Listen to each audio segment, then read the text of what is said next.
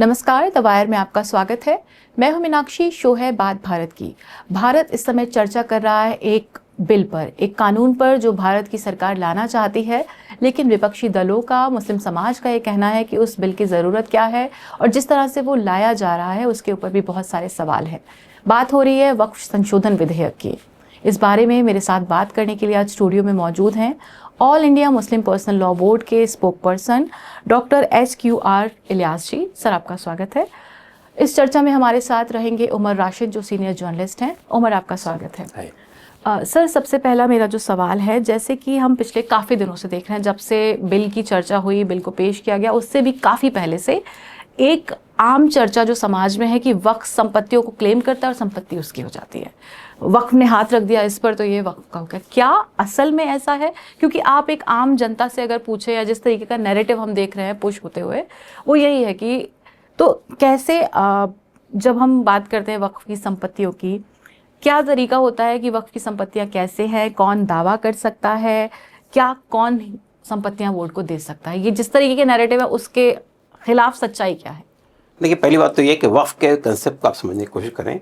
वक्फ जो है इस्लाम के अंदर एक रिलीजियस एक्टिविटी है। कोई आदमी अपनी किसी संपत्ति को, पर्सनल संपत्ति को वक्फ करता है किसी चैरिटेबल पर्पस के लिए या किसी रिलीजियस पर्पस के लिए। इसके लिए ज़रूरी है कि वो उसकी संपत्ति होनी चाहिए, नंबर एक। नंबर दो, वो जिस काम के लिए वो उसको वक्फ कर रहा है वो उसी काम के लिए इस्तेमाल होनी चाहिए। उस संपत्ति का वो किसी को मुतवल्ली बना सकता है कि उसकी देख रेख करेगा। इसमें कंसेप्ट यह है कि ये संपत्ति ना बेची जा सकती है, ना शिफ्ट हो सकती है, ना उसके ऊपर में कोई कब्जा कर सकता है।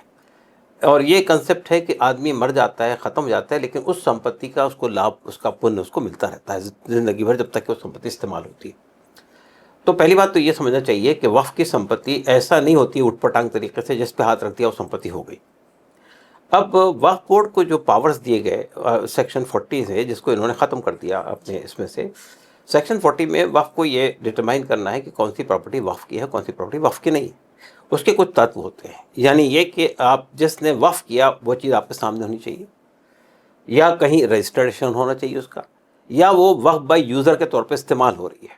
कि कोई प्रॉपर्टी, जैसे मिसाल के तौर पर मस्जिद है तो वहाँ नमाज हो रही है, बरसों से नमाज हो रही है, उसकी कोई पेपर्स नहीं है, उसका कहीं लीगल प्रूफ नहीं है, लेकिन वो as a user waqf property मान ली गई है वक्फ बोर्ड के वक्फ कानून के अंदर।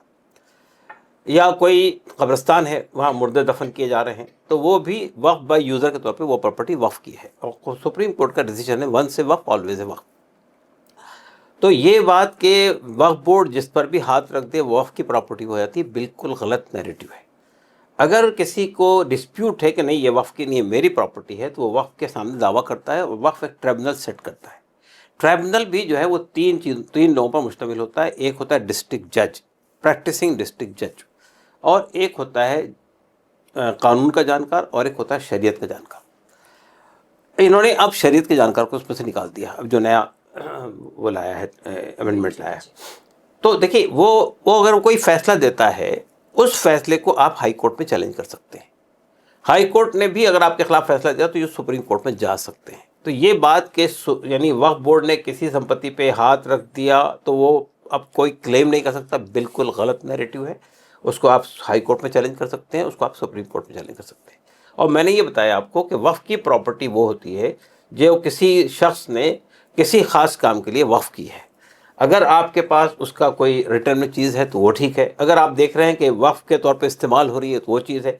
कोई डॉक्यूमेंट है तो उसके बुनियाद पर आप दावा करेंगे कि हमारी प्रॉपर्टी है। तो अगर इवन इफ सपोज आपने कह दिया कि हमारी प्रॉपर्टी है और आपके ट्राइब्यूनल में भी आपके हक में फैसला दे दिया, तो फिर आपके पास दो ऑप्शन अवेलेबल हैं कि आप हाई कोर्ट जा सकते हैं और उसके बाद सुप्रीम कोर्ट जा सकते हैं। तो ये बिल्कुल गलत नैरेटिव जो खड़ा किया जा रहा है कि वक्फ बोर्ड जिस पर हाथ रख देगा वो वक्फ की प्रॉपर्टी है। जब हम इस कानून की ज़रूरत देखते हैं, उमर, आपसे मेरा सवाल है, जिस तरह से जो भाजपा के नेता हैं वो खुद उत्तर प्रदेश के मुख्यमंत्री योगी आदित्यनाथ या बाकी केंद्रीय मंत्री, गृह मंत्री, ये सब कहीं ना कहीं पिछले अपने चुनावी भाषणों में भी इस तरह से कोई ना कोई बयान देते रहे हैं। क्या आपको लगता है उसके बाद जब ये कल लोकसभा में खड़े होकर अपना उद्देश्य बता रहे थे, जिसमें उन्होंने बहुत सारी एफिशिएंसी बढ़ाना, ये बढ़ाना, वो बढ़ाना बताया, जब हम वो उनके बयान और जो कल उनके दावे हैं उनको रखते हैं, तो आप क्या समझ पाते हैं क्या ज़रूरत है इस कानून को, इस बिल को लाने की और एक कानून बनाने की? जी देखिए, जिस तरह से विरोध हो रहा है, जो मुस्लिम संगठन और मुस्लिम कम्युनिटी के अंदर से जो विरोध हो रहा है, और एक तरफ आप कह रहे हैं कि आपके भले के लिए हो रहा है। अगर भले के लिए होता तो ये डिमांड उनकी तरफ से आती, और ये जो एडवाइस और जो भी उनके रिकमेंडेशंस है उनकी तरफ से आते, क्योंकि जो जो अफेक्टेड पार्टी है वही कहता कि भाई हमें ये चाहिए, ये नहीं चाहिए। और दूसरी तरफ आप देख सकते हैं कि यूपी के सीएम आदित्यनाथ जी कहते हैं कि वक्फ एक माफिया की तरह है जो ज़मीन पे कब्जा करते हैं, और कुंभ मेले का उन्होंने जिक्र किया है कि कुंभ मेले की ज़मीन पे भी और वो इन किया बयानों का है। कोई आधार नहीं है हमारे पास। जी हाँ, आधार भी नहीं है, और एक है कि उसमें कोई जनता जो आम आम मुस्लिम आवाम है उसमें भी इसकी कोई बातचीत नहीं है।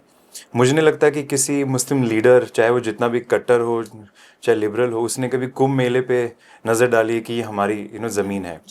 तो वो खुद ही मुद्दे फेंकते हैं और खुद ही उसको बुलाने की कोशिश करते हैं। तो ये काफ़ी मज़ेदार चीज़ है कि एक तरफ से वो कहते हैं कि इनके लिए अच्छा है, और दूसरी तरफ आपको माफिया भी कह रहे हैं वो। तो ये उनको फैसला करना है कि वो आपके भले के लिए कर रहे हैं या आपको मज़ा चखाने के लिए, बिकॉज दोनों तो एक साथ नहीं हो सकती। और ये पूरा जो फैसला और जो बिल है, ये एक आइसोलेशन में नहीं हम देख सकते हैं, बिकॉज इससे पहले भी काफ़ी ऐसे फैसले हो चुके हैं जिनका पूरा प्रभाव मुस्लिम कम्युनिटी के ईगो, सेल्फ एस्टीम पे पड़ता है, और उनके मटेरियल जो उनकी माली हालत है उन पे उससे भी पड़ता है। और सब जानते हैं कि मुस्लिम एक माइनॉरिटी के अलावा एक डिप्राइव्ड कम्युनिटी भी है। बहुत सारे रिपोर्ट्स है, सच्चर कमेटी की रिपोर्ट बहुत सारे हैं। तो वैसे हालात में आप एक कम्युनिटी के ईगो को बूस्ट करने के बजाय आप उनको एक फियर साइकोसिस में डाल रहे हो कि कल कुछ भी हो सकता है। कल आपके ज़मीनें हम छीन सकते हैं, प्रॉपर्टी को हम कर सकते हैं।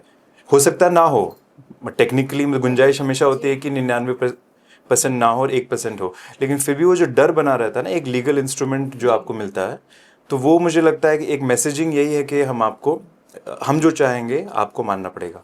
जी।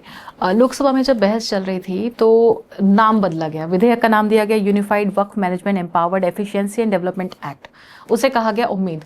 क्या आप बतौर प्रतिनिधि समाज के, आप क्या देख पाते हैं कि कोई उम्मीद दे रहा है मुस्लिम समाज को ये बिल? देखिए, असल में ये इस गवर्नमेंट की सबसे बड़ी खूबी ये है कि ये शब्दों के साथ खेलती है, ये लोगों को गुमराह करती है। जो नाम है उसका कोई रिफ्लेक्शन आपको पूरे कानून में कहीं नहीं मिलेगा। ये जो बात कह रहे थे कल अमित शाह पार्लियामेंट के अंदर कि इससे मुसलमानों की गरीब तबकात को, जो आपके ये लोग हैं, पिछड़े हुए लोग हैं, पसमानदा मुसलमान हैं, उनको हम फ़ायदा पहुंचा रहे हैं, ऐसी कोई बात आपको पूरे अमेंडमेंट में कहीं नहीं मिलती है।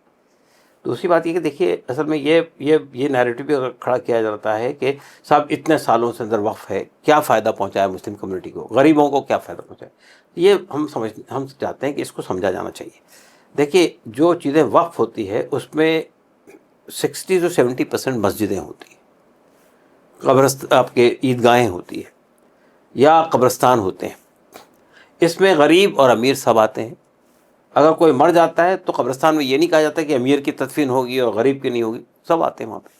तो जो रिलीजियस प्लेसेस हैं वो तो सबके लिए कॉमन है। कुछ खास चैरिटेबल प्लेसेस होते हैं, जैसे यतीम खाने हैं। यतीम खाने में भी हर तरह के लोग फ़ायदा उठाते हैं।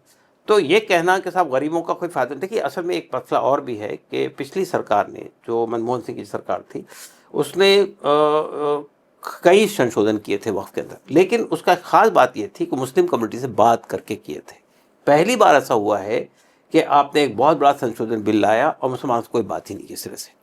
पर गवर्नमेंट लगातार क्लेम कर रही है, जब जेपीसी में गया था तब उन्होंने ये भी क्लेम किया कि उन्होंने विपक्ष के जो नेता हैं उनको बोलने का मौका दिया, लेकिन उनका कहना है कि उनके सुझाए हुए अमेंडमेंट्स थे उनको तवज्जो ही नहीं दी गई और उनको स्वीकार भी नहीं किया। हम बताते हैं, देखिए हमारे साथ भी, हम जब ये जेपीसी बनी, बेसिकली जेपीसी क्यों बनी? जेपीसी इसलिए बनी कि विपक्ष ने इस पर विवाद खड़ा किया कि भाई ये इस तरह से नहीं होना चाहिए, आपको कंसल्टेशन करना चाहिए। तो कंसल्टेशन के लिए जेपीसी बनाई। जेपीसी ने पहले गुफ्तगू करना शुरू की मिलिट्री के लोगों से, फिर इंडियन रेलवे से, फिर आर्कोलॉजिकल सर्वे ऑफ इंडिया से। तो हमने इस पर आपत्ति जताई कि जो असल स्टेक होल्डर्स हैं उनसे बात कीजिए आप।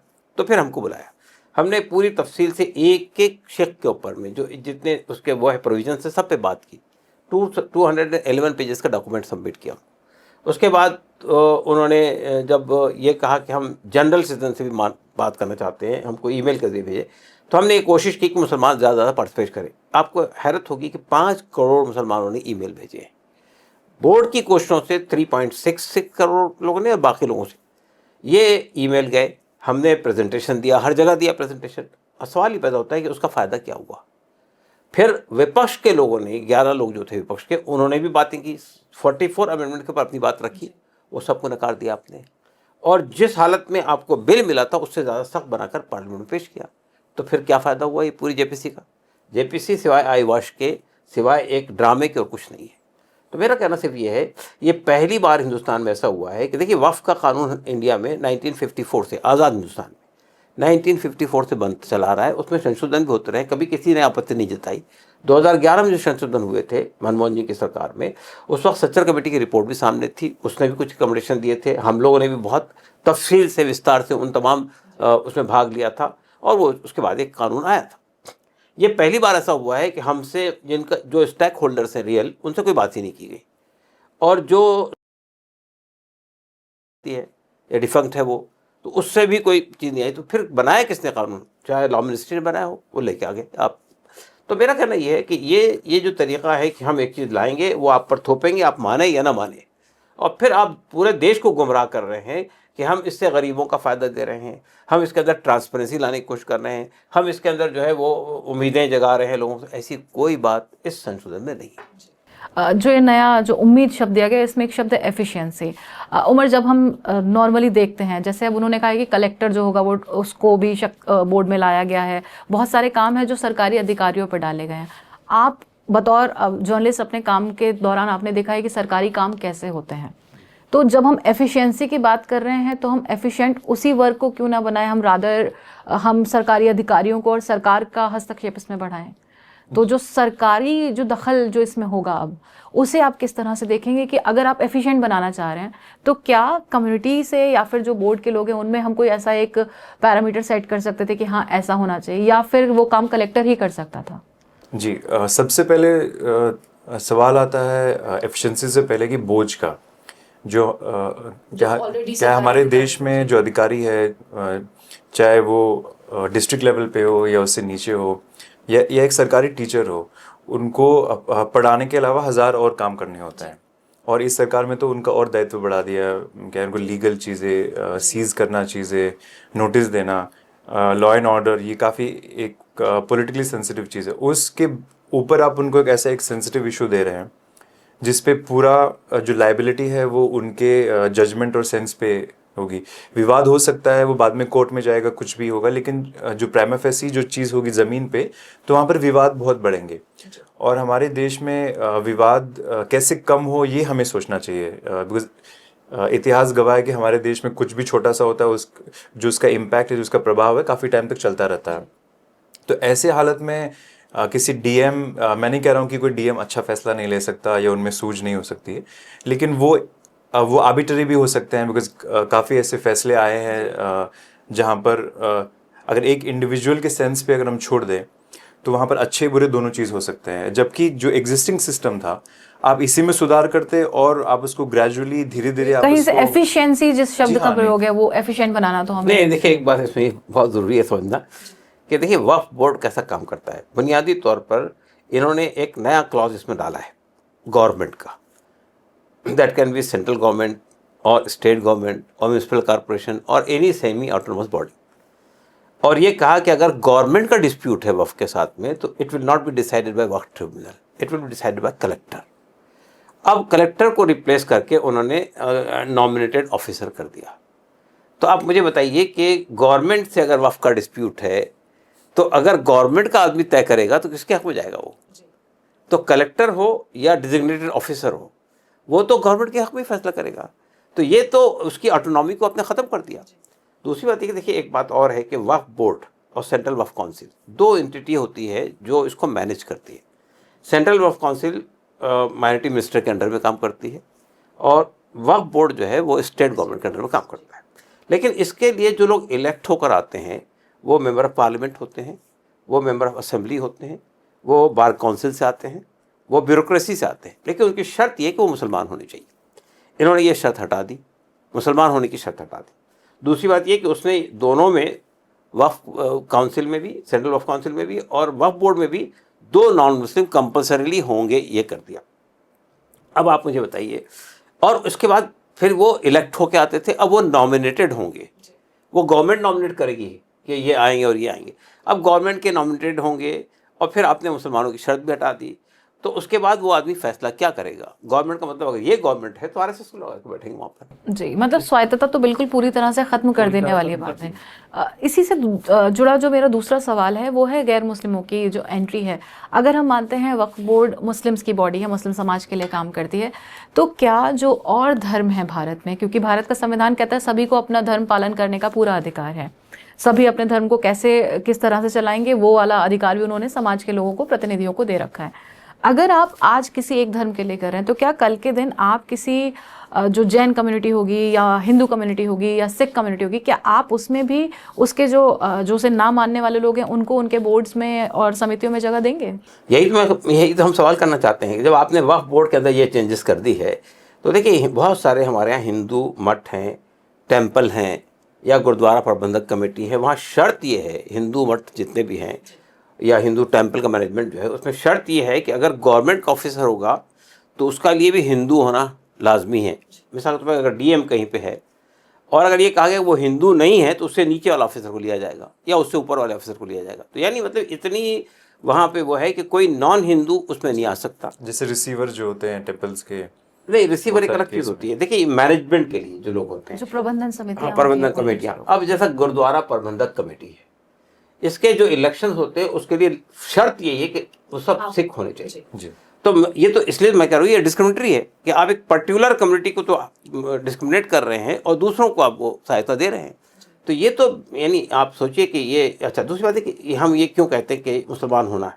देखिए ये पूरा काम धार्मिक काम है, मुसलमान समझता है इसके लिटिगेशंस, इसकी चीज़ें, तो वो इसलिए देखिए मिसाल तो जब आप ट्राइब्यूनल के अंदर एक शरीयत के जानकार रखते हैं, आपने उसको रिप्लेस कर दिया। शरीयत के जानकार जानता है, देखिए मिसाल के तौर पे कोई चीज़ वफ़ की जाती है, सपोज एक पर्टिकुलर काम के लिए वफ़ की गई, वो काम ख़त्म हो गया, अब ये कौन तय करेगा कि अब वो प्रॉपर्टी का क्या इस्तेमाल होगा? ये शरीयत के जानकार तय करेगा, हमारे उलमा तय करेंगे कि भाई ये काम जिस काम के लिए ये कानून बना था वो काम ख़त्म हो रहा है, तो इसलिए अब ये किसी और काम के लिए इस्तेमाल होगा, उसी से रिलेटेड काम के ऊपर।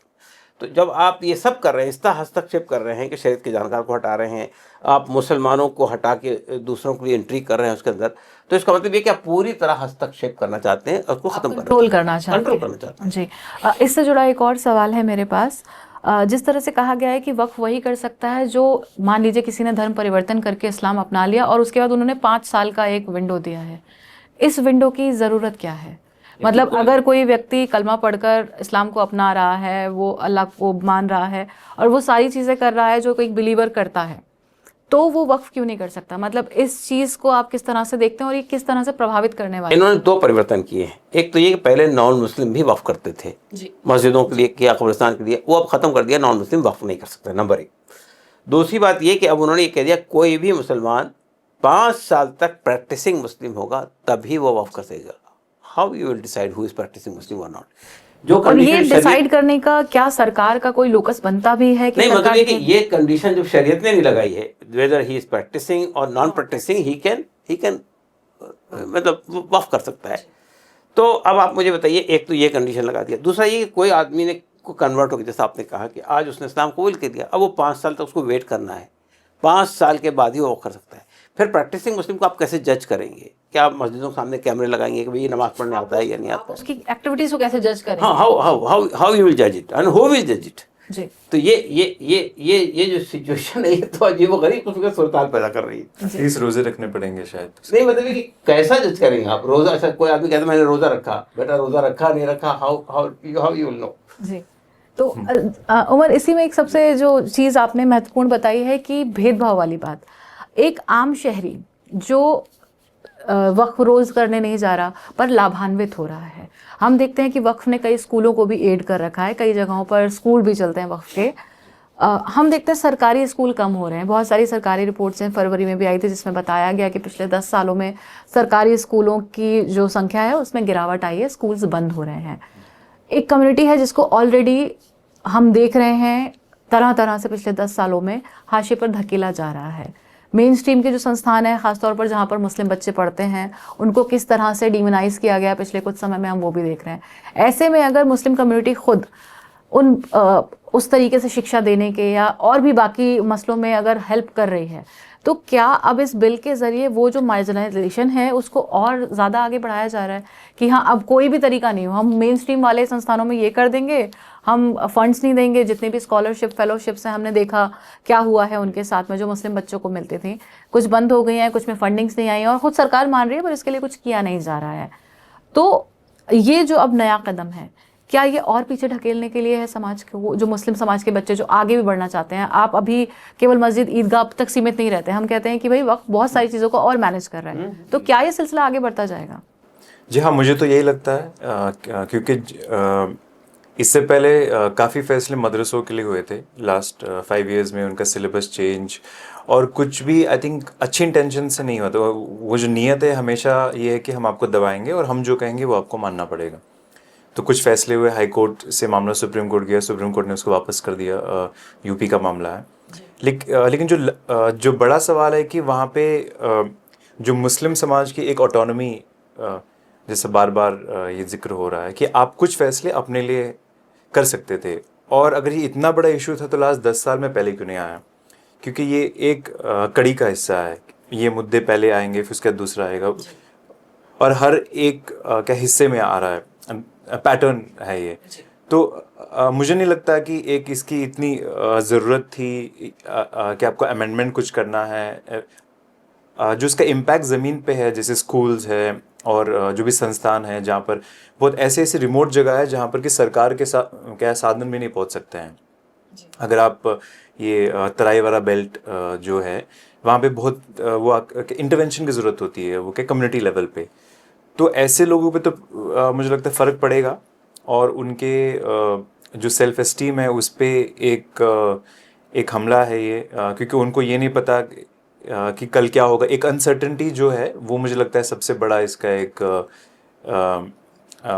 ये क्या बोलते हैं, एक इसका पहलू है। क्योंकि अनसर्टेनिटी से क्या कि आप कुछ फैसले नहीं ले सकते, आप कुछ प्लान नहीं कर सकते, और एक अनिश्चितता है हमारी। हाँ, एक कम्युनिटी के लिए वो अपना फ्यूचर नहीं देख सकते कि चलो हम 5 साल में अगर हम यहाँ हैं इस पायदान पे, तो हम वहाँ तक पहुँचने के लिए हम एक कुछ फैसले लेके हम प्रोग्रेस कर सकते हैं, स्कूल बना सकते हैं, वो कर सकते हैं। अब क्या है कि इनको ये नहीं पता कि वक्फ का बिल आया, अब 6 महीने बाद क्या आएगा, रोज कोई नई चुनौती है। हो सकता है कि घर के लिए कुछ अलग से कुछ आए, कि सबको अपना घर रजिस्टर करना होगा, कुछ ऐसे हो सकता है, पॉसिबल है। जी हाँ, तो मुझे लगता है कि वो पूरा एक क्यूमुलेटिव एक सब मिला के असर होता है। साइकोलॉजी बस एक फैसले से तो नहीं है, और मुझे लगता है आम मुस्लिम तो ज़रा समझता भी नहीं होगा वक्फ के जो टेक्निकलिटीज़ है, तो बहुत ही कॉम्प्लेक्स है ये। पर कहीं ना कहीं उनके ऊपर ये फ़र्क तो पड़ेगा, ये आप भी मानेंगे सर, कि जो डर जो अभी तक, और मतलब वो बढ़ेगा ही, जो डर अब तक मुस्लिमों के अंदर आ चुका है, ये बिल आने से क्या वो डर और ज़्यादा बढ़ जाएगा? नहीं, असल में देखिए, 1-2 बातें और मेरे ख्याल से आना चाहिए पब्लिक के सामने। देखिए, इसमें इन्होंने 2 चीज़ों को और ज़्यादा यानी प्रभावित किया है। एक है वक्फ बाय यूज़र का आइडिया। देखिए, ये जो मौजूदा कानून है उसमें वक्फ बाय यूज़र की एक शिक है। वक्फ बाय यूज़र का मतलब ये है कि ऐसी बहुत सारी प्रॉपर्टी जो कहीं रजिस्टर्ड नहीं है, वो सैकड़ों साल से चली आ रही है, कहीं रजिस्टर नहीं है, रेवेन्यू रिकॉर्ड में नहीं है, लैंड रिकॉर्ड में नहीं है, वक्फ बोर्ड के पास रजिस्टर नहीं है, लेकिन वो मस्जिद के तौर पे इस्तेमाल हो रही है। आज से नहीं, सैकड़ों साल से हो रही है, या कोई कब्रिस्तान के तौर पे इस्तेमाल हो रहा है, मतलब मुर्दे दफन किए जा रहे हैं। तो ये कहा गया कि अगर वो कहीं रजिस्टर्ड नहीं है लेकिन इस्तेमाल की वजह से, वो वक्फ बाय यूज़र की वजह से वो वक्फ प्रॉपर्टी मानी जाएगी। इन्होंने इसको हटा दिया, और अब उसके अंदर जब ये उसमें गया, आपके कमेटी के अंदर गया, जेपीसी के अंदर, तो वहाँ से जेपीसी उसको और दूसरा बना कर लाई। उसने कहा कि हमने वक्फ बाय यूज़र को मान लिया कि अब तक के जो वक्फ बाय यूज़र के तौर पर इस्तेमाल होती है वो रहेंगी, एक्सेप्ट ऐसी प्रॉपर्टी जिस पर डिस्प्यूट है। डिस्प्यूट है मतलब आप डिस्प्यूट खड़ा कर दें या कोई डिस्प्यूट खड़ा कर दे तो वो गई आपका। बल्कि मस्जिद पे भी डिस्प्यूट नहीं था, पर अब वो डिस्प्यूट है, तो डिस्प्यूट खड़ा होने में कितना वक्त लगता है? डिस्प्यूट खड़ा करने की बात है। दूसरा ये, तो अब वक्फ बाय यूज़र के अंदर आपको बताऊं मैं, सैकड़ों ऐसी प्रॉपर्टीज है। जामा मस्जिद है, आप जामा मस्जिद का रिकॉर्ड निकाल के देखें, नहीं मिलेंगे आपको, 300-400 साल पुरानी बात है। अब इसी तरह से मैं बताना चाहता हूँ आपको कि इसमें एक और कानून था, लॉ ऑफ लिमिटेशन का। लॉ ऑफ लिमिटेशन सिर्फ मुसलमानों पे अप्लाई नहीं होता है, जितनी इंडॉवमेंट्स हैं, हिंदू इंडॉवमेंट्स हो या सिख इंडॉवमेंट्स हो, वो सब लॉ ऑफ लिमिटेशन से एग्जेम्प्टेड है। अब वक्फ प्रॉपर्टी से लॉ ऑफ लिमिटेशन का एग्जेम्पशन ख़त्म कर दिया गया। तो ये तो डिस्क्रिमिनेटरी आइडिया है ना आपका, यानी आप एक पर्टिकुलर कम्युनिटी के तमाम चीज़ों को छीन रहे हैं, दूसरों को आप दे रहे हैं, तो ये डिस्क्रिमिनेशन है। डिस्क्रिमिनेशन के अलावा जो चीज़ जो मुझे दिखाई पड़ रही है वो यही है कि बिल्कुल बुनियादी एकदम जो पहले से ही हाशिए पर रह रहा है मुस्लिम।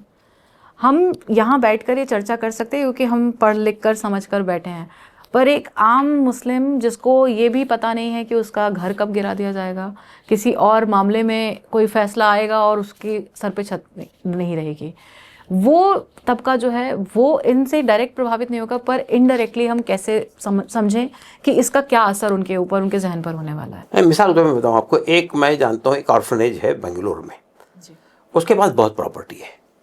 अब वो क्या करते हैं, बच्चों को लेते हैं, स्कूल बनाया उन्होंने 2, इंग्लिश मीडियम स्कूल है, उर्दू मीडियम स्कूल है, उन बच्चों को पढ़ाते हैं, उसको पढ़ाने के बाद में उनको हायर एजुकेशन के लिए भेजते हैं, उनको स्कॉलरशिप। ये सभी बच्चे ऑर्फन हैं?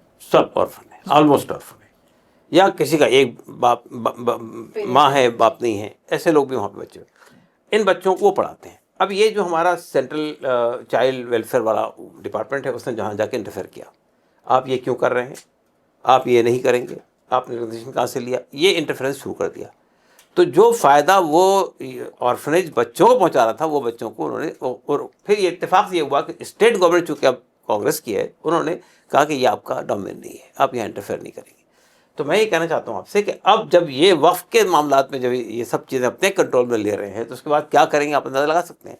ऐसी बहुत सी चैरिटेबल इंस्टीट्यूशंस है पूरे देश में चल रही हैं वक्फ के तहत में, अब वहाँ पे इंटरफेयर करेंगे, ये नहीं कर सकते, ये नहीं कर सकते। जिस एफिशिएंसी की बात की जा रही है वो एफिशिएंसी तो कहीं भी नहीं, एफिशिएंसी का तो सवाल ही पैदा नहीं होता है, कॉन्फ्लिक्ट ही ज़्यादा लग रहा है। जी। मुस्लिमों से जुड़ा एक दूसरा मसला है जो डिमोलिशंस का है, और मैं इसलिए मुस्लिमों से जुड़ा कह रही हूँ कि हमने जो पिछले 5 सालों में जितनी भी प्रॉपर्टीज़ जो भारत में डिमोलिश की गई हैं तरह तरह के अलग अलग प्रदेशों में, उनमें ये आरोप लगाया गया कि आरोपी था और उसका घर गिरा दिया गया क्योंकि वो अवैध था। और इसमें अगर हम धर्म के हिसाब से आंकड़े देखते हैं तो हमें इसमें मुस्लिमों की संख्या ज़्यादा नज़र आती है। सुप्रीम कोर्ट ने इलाहाबाद के एक मामले में कहा कि प्रयागराज का जो डेवलपमेंट अथॉरिटी है उसको, जो उसने इलीगली घर गिराए हैं 6 लोगों के, उन्हें 10-10 लाख रुपए देने पड़ेंगे। और आपने ये रिपोर्ट कवर की थी, आपने जो प्रभावित परिवार है एक प्रोफेसर का, उनकी पूरी कहानी बताई थी। जब हम देखते हैं कि सुप्रीम कोर्ट लगातार डिमोलिशंस को रोकने की बात करता है, राज्य सरकार को फटकार लगा रहा है, जब खबरें आती हैं तो रैप्स लिखा होता है, रेप्रीमेंड लिखा होता है, फटकार लग रही है, पर क्या अदालतें केवल इतना ही कर सकती हैं? क्या अदालतें केवल डांट सकती हैं? अब उन्होंने फ़ाइन लगाया है, 10-10 लाख रुपए 6 परिवारों को देने होंगे, पर क्या फ़ाइन इनफ है जो उन्होंने 2021 से लेकर आज तक 4 साल में भुगता? और क्या this is what courts can do, this is the best they can do?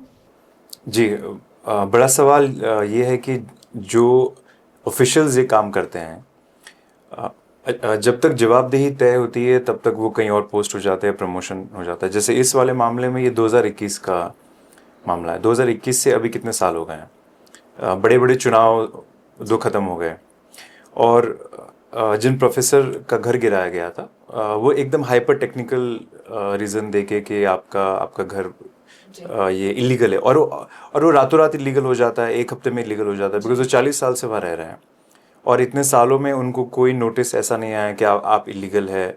और ये नोटिस ज़्यादातर ऐसे सडन टाइम पे आते हैं, कभी सैटरडे को आ जाते हैं ताकि संडे को आप ना जा पाए। इस मामले में यही हुआ कि सैटरडे को उन्होंने नोटिस पकड़ा दिया, पुरानी डेट का, 1 हफ्ते पहले डेट लिखा हुआ था, संडे को वो आके शाम को तोड़ दिया। तो मंडे को जब वो कोर्ट में हियरिंग हुई तब तक सब खत्म हो गया था। तो कोर्ट ने इस मामले में पैसे का जो कॉम्पनसेशन, मुझे लगता है कि काफ़ी ये क्या न्याय नहीं हुआ है, क्योंकि बस पैसे की बात नहीं है। और अगर आप पैसे की ही तुलना करें तो 10 लाख में मुझे नहीं लगता कि उनका जो मकान था, लाइब्रेरी जो उन्होंने अच्छे से बनाई थी और काफ़ी पुराना एक उसका वैल्यू था, वो उसकी भरपाई हो सकती है। सेकंड है कि, और जो मुझे लगता है ज़्यादा ज़रूरी है, कि जो अधिकारी करते हैं, अगर ये इलीगल है, अगर सुप्रीम कोर्ट कह रहा है कि ये जायज़ तरीके से नहीं हुआ, इनह्यूमन और इलीगल शब्द इस्तेमाल किए हैं। हाँ, तो इलीगल अगर हम कुछ करेंगे तो हमें सज़ा का एक प्रावधान है। अगर हम इलीगली कुछ बनाएं तो कानून कहता है कि हमारे खिलाफ एक एक्शन होना चाहिए, और उसके प्रावधान अलग अलग बने हुए हैं, BNS में, IPC में भी थे। तो ये जो अधिकारी है, ऑफिशियल्स है, वो चाहे जिस भी बुद्धि से काम कर रहे हैं, चाहे वो किसी के कहने पे या खुद कर रहे हैं, तो उनके लिए क्या प्रावधान है? आई थिंक सुप्रीम कोर्ट को उस पर ज़्यादा सख्ती की ज़रूरत है। कि एक मामला कुशीनगर का आया था कुछ महीने पहले, जहाँ पे एक जर्नलिस्ट का घर उन्होंने ऐसे तोड़ा था। मनोज तिब्रेवाल उनका नाम है, और उन्होंने उस केस को सुप्रीम कोर्ट लेके गए, और फिर बड़ी एक कार्रवाई का आदेश हुआ था कि उन ऑफिशियल्स के खिलाफ भी एक्शन लिया जाए और उनको 25 लाख का मुआवजा दिया जाए। उनके मामले में भी काफ़ी एक हाइपर टेक्निकल कि कुछ फीट उनका मकान रोड में आ रहा था, रोड बन रहा था, तो उन्होंने पूरा मकान ही अवैध ये कर दिया और उसको तोड़ दिया। तो ऐसे उदाहरण बहुत सारे हैं जहाँ पे जो क्रिमिनल केसेस में तुरंत वो तोड़ देते हैं, और कई जगह तो भारत का कानून कहता है कि जब तक आरोप सिद्ध नहीं हो जाता है तब तक कोई दोषी नहीं कहा जा सकता, पर यह इंस्टेंट न्याय दिया जा रहा है, जबकि दोनों का कोई कनेक्शन नहीं है। अगर किसी ने अपराध किसी श्रेणी में किया है तो उसका प्रावधान अलग से बने हुए हैं, मतलब 7 साल 6 साल 8 साल 10 साल उम्र कैद। लेकिन उम्र कैद वाले को भी आप क्या उसके घर तोड़ने का प्रावधान तो कहीं लीगली तो है नहीं। मगर ये बात जो है वो कोर्ट ऑफ लॉ तय करेगा ना जी, एडमिनिस्ट्रेशन नहीं तय कर सकता है।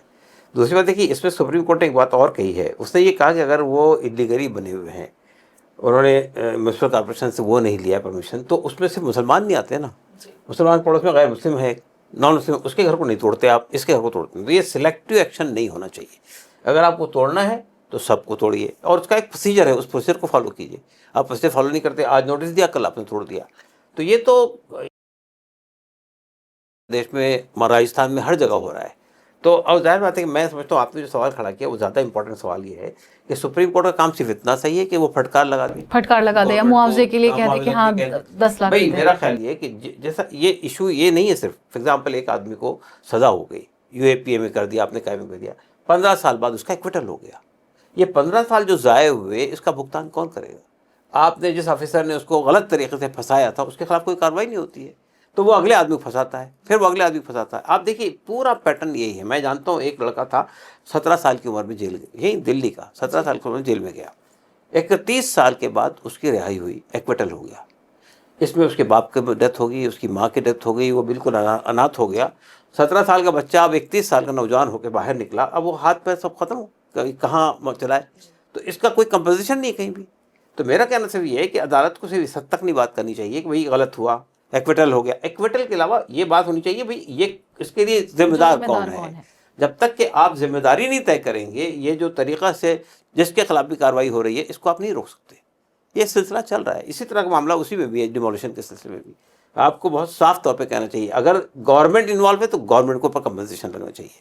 अगर पुलिस ऑफिसर इन्वॉल्व है तो पुलिस ऑफिसर से कहना चाहिए कि आप अपनी जेब से पैसे लगाइए, इसको सजा तो मिलनी चाहिए ना। यही मेरा सवाल है कि अदालत सिर्फ डांट कर रह जा रही है। जो सेंस ऑफ इम्प्यूनिटी जो गवर्नमेंट ऑफिसर्स में है वो हम नहीं देखते हैं। आज कोई और है, कल के दिन कोई और होगा, बस नाम बदल रहा है, चेहरा बदल रहा है, कार्रवाई वही हो रही है। और इसी वजह से सुप्रीम कोर्ट के फैसलों के बावजूद भी सब वही काम हो रहा है। कोई लगातार सुप्रीम कोर्ट पिछले साल से कह रहा है, फिर भी डिमोलिशन हम देख रहे हैं, रुक नहीं रहे हैं। अभी देखिए लखनऊ में एक पूरी कॉलोनी डिमोलिश कर दी, और वो कॉलोनी कई बरसों से वहां पे थी। तो ये तो अब जिन लोगों को आपने बेघर कर दिया, गरीब लोगों को, वो कैसे कहाँ जाएगा वो आदमी? उसकी ज़िंदगी भर की कमाई को आपने एक ही लम्हे में उजाड़ दिया। जो वहाँ पर भी आर्गुमेंट ये था कि हमने ये जो वो एक वहाँ पे एक कैनाल है जो रिवर की तरह, मतलब पहले रिवर हुआ करता था लेकिन अभी वो नाला जैसा बन गया, तो उसको रिवाइव करने के लिए, उसको पुनर्जीवित करने के लिए हमने ये सब घर हटाए हैं। तो हर जगह एक रैशनल यही होता है कि हम लोग एक इसको पॉजिटिव एलिमेंट के तौर पे अदालत कहती है कि झकझोर के रख दिया, पर हम पिछले कई सालों से देख रहे हैं कि अदालत का बार बार विवेक झकझोर दिया जा रहा है और अदालत सिर्फ यही कह दे रही है। तो जो हमारी उम्मीदें हैं वो ये नहीं है कि अदालत सिर्फ ये कहकर छोड़ दे। नहीं, असल देखिए एक और चीज़ है, एक वेलफेयर स्टेट में ये रिस्पॉन्सिबिलिटी स्टेट की होती है कि हर आदमी को, हर सर को छत, हर बदन को लिबास, हर पेट को 2 वक्त की रोटी मिलनी चाहिए। अब आपने तो किया नहीं, उस आदमी ने पैसा जोड़ जोड़ के अपना घर बनाया, आपने उसको डिमोलिश कर दिया। जो काम आपका था वो आपने नहीं किया, उसने कर लिया तो आपने उसको डिमोलिश कर दिया। तो ये तो जी, जबकि अमीर जो कॉलोनीज है दिल्ली में ही, वो अगर रहे तो उसको अनरेगुलराइज कहते हैं, अगर गरीब है तो वो इलीगल हो जाता है। डेमोलिशन झुग्गियां यहाँ टूटती, कभी अमीर की और कॉलोनी अनरेगुलाइज को रेगुलाइज कर देते जी हैं, रेगुलराइज जो क्यों कर उड़ा देते के डाल देते हैं। हैं, लेकिन अब इलीगल झुग्गी को आप लीगलाइज नहीं करते हैं। और जबकि ये तो दूसरे प्राइवेट गिरा दिया। मकान है, और ये ऐसा नहीं है कि वो कोई अपराधी तत्व है या उनके ऊपर कोई मुकदमे लगे। एक प्रोफेसर है, एक वकील है, एक उनकी बेटी है, और उसमें एक हिंदू उनका नेबर भी है। तो उसमें कोई ऐसा मोटिव या जल्दबाजी नहीं है कि ये कुछ कर रहे हैं यहाँ पे, जैसे जैसे फिल्मों में दिखाया जाता है कि तुरंत तुरंत कार्रवाई होती है कि वो भाग नहीं, न मध्य जाए। प्रदेश में हुआ था, हमने देखा है, मध्य प्रदेश में हुई थी इस तरह की खरगोन कार्रवाइयाँ। में जी जी, जो- खरगोन वाला पूरा मामला जो है वो इस तरह से हुआ था कि आरोप लगा है, उधर आरोप लगा, इधर तुरंत बुलडोजर ने लेकर निकले और बताया कि अवैध है इनका जो कंस्ट्रक्शन है। तो आप लोग इस चर्चा में शामिल हुए, इसके लिए आपका बहुत बहुत धन्यवाद। नमस्कार।